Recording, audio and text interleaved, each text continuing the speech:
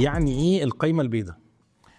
محمود سالني وانا بتكلم على اجري نوفا وقلت في وسط الكلام مصانع القايمه البيضاء. سريعا كده، في حاجه اسمها وايت ليست عاملاها هيئه سلامه الغذاء. دي هيئه مش قديمه قوي في مصر، ولكن بتوفر يعني الشغل بتاع بقيه الهيئات. هي بتعتمد المصانع الغذائيه ومصانع الادويه، وعامله شراكات مع هيئات بره في الخليج بالذات.